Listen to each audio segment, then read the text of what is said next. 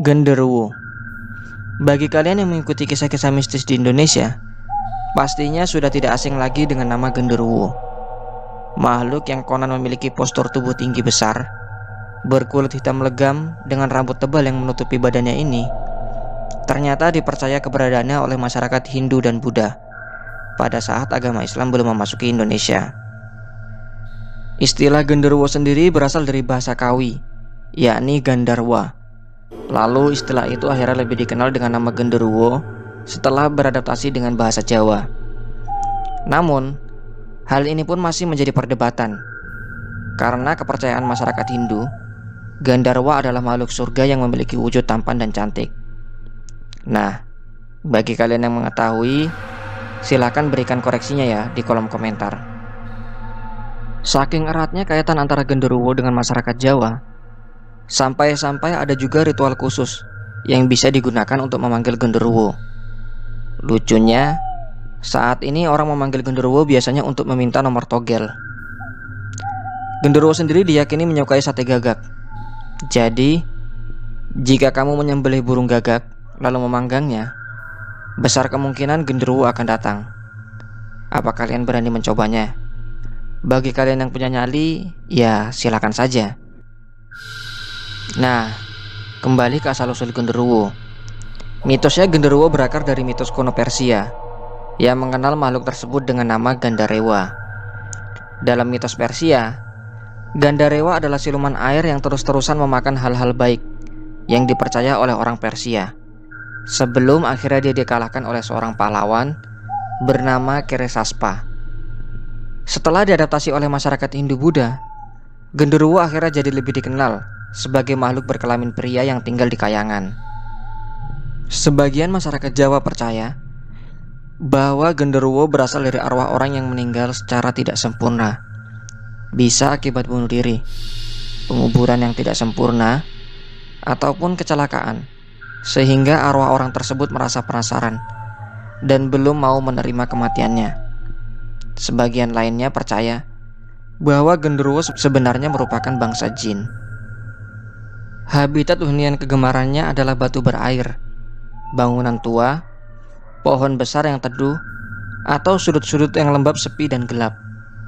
Menurut mitos, pusat domisili makhluk ini dipercaya berada di daerah hutan Jati Cagar Alam Danalaya, Kecamatan Slogohimo, sekitar 60 km sebelah timur Wonogiri, dan juga ada di wilayah Lemah Putih, Purwosari, Girimulyo di Kulon Progo, sekitar 60 km ke barat Yogyakarta.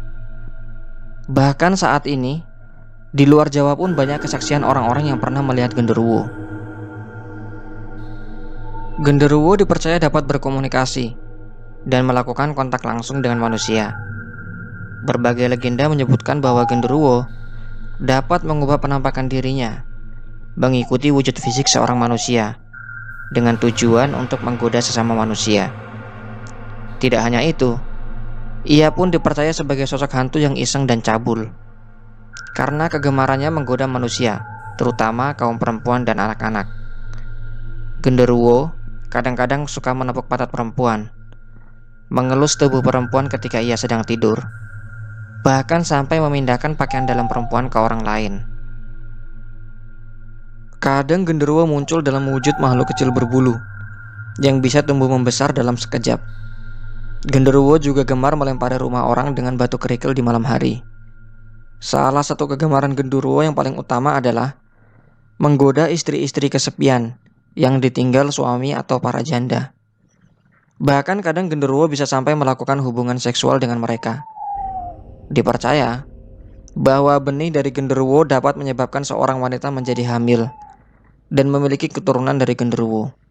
Menurut legenda, genderuwo memiliki kemampuan gendam untuk menarik wanita agar mau bersetubuh dengannya.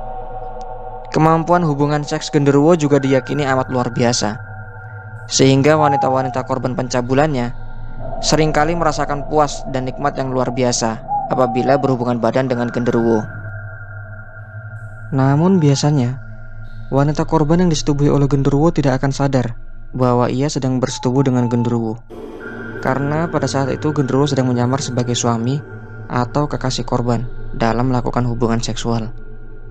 Disebutkan pula kalau genderuwo memiliki libido dan gairah seksual yang besar dan jauh di atas manusia, sehingga ia amat mudah terangsang melihat kemolekan perempuan dan membuatnya menjadi makhluk yang senang menggoda perempuan. Ada legenda menyatakan genderuwo kadang sedang bersemayam di dalam rahim perempuan. Perempuan yang rahimnya disemayami oleh genderuwo akan memiliki gairah seksual yang tinggi dan tak mampu menahan gairahnya. Si perempuan akan senang melakukan hubungan intim. Apabila pasangan si perempuan tak mampu mengimbangi gairahnya, maka ia tak akan segan mencari pasangan lain. Hal ini terjadi karena gairah si wanita dikendalikan oleh genderuwo. Apabila si wanita melakukan hubungan intim, maka si genderuwo yang bersemayam di dalam rahimnya akan merasakan nikmat dari hubungan intim yang dilakukan wanita tersebut. Dalam kepercayaan Jawa, tidak semua genderuwo bersifat jahat. Ada pula genderuwo yang bersifat baik. Genderuwo yang bersifat baik ini dipercaya biasanya menampakkan wujudnya sebagai seorang kakek tua berjubah putih yang kelihatan amat berwibawa. Genderuwo yang baik tidak bersifat cabul seperti saudara sebangsanya. Genderuwo yang baik seringkali membantu manusia, seperti menjaga tempat gaib atau rumah dari orang yang berniat tidak baik seperti perampok. Pernah juga terdengar bahwa genderuwo yang bersifat baik kadang-kadang membantu menyunat anak-anak dari keluarga yang tidak mampu. Nah, demikianlah mitos atau cerita yang bisa admin sampaikan. Sebenarnya masih banyak kisah-kisah mengenai genderuwo yang nantinya akan admin ceritakan dalam video lainnya. Oh ya, jangan lupa ya untuk terus dukung admin dengan subscribe dan aktifkan loncengnya. Silakan juga share videonya ke teman-teman kalian. Sampai jumpa kembali ya di video selanjutnya.